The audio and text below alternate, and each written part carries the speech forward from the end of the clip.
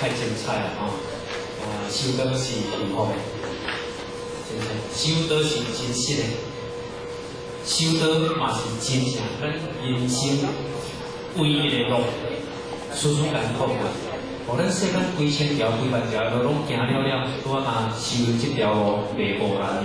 这句话咱只要牢记，这是咱唯一的选择，唯一的选择，是上正确的选择。